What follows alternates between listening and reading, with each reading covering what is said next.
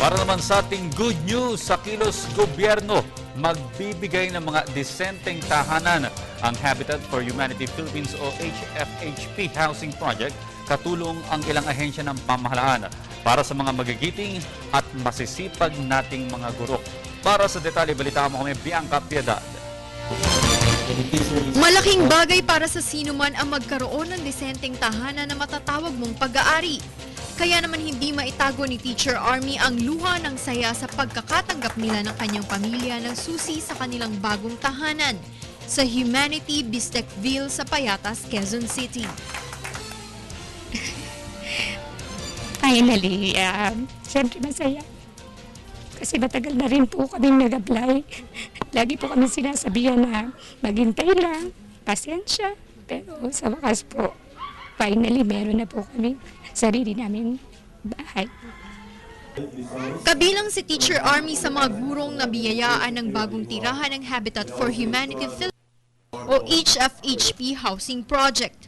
Masaya naman po yung pakiramdam kasi habang gumagawa kami, sabay-sabay kasi kasama ko po yung mga tsuhin ko na gumawa rito, na inimbitahan ko po sila. Kaya masaya rin po, masayang nakakapagod.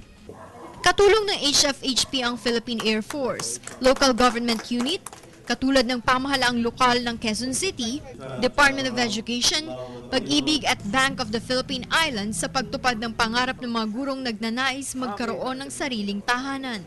Kaya we're very happy that aside from the informal settlers, marami tayong public school teachers na dito ngayon because kasama sa pag-unlad ng isang komunidad is yung formation ng values nila. Samantala, bukod sa proteksyon na ibinibigay ng Air Force sa himpapawid ng Pilipinas, tiniyak din nila ang patuloy na paglilingkod sa pamamagitan ng pala at lakas para sa isa sa mga tinaguriang unsung heroes ng ating bansa, ang mga guro. Ito, yung pagtulong natin sa paggawa ng bahay, lalo na doon sa katito sa ating mga public teacher, is one way for us to be able to provide, at least from the start, a decent home to everybody. Ngayon, pag kami sariling bahay, siyempre medyo pati yung karangalan mo, medyo na-elevate yan kasi meron ka ng something na pwede pagmalaki. Ang Habitat for Humanity kasama ang Air Force, LGUs at private sector ay kumikilos upang patuloy na makapagbigay ng sapat na disenteng pabahay para sa lahat. Para sa Telebisyon ng Bayan, Bianca Piedad.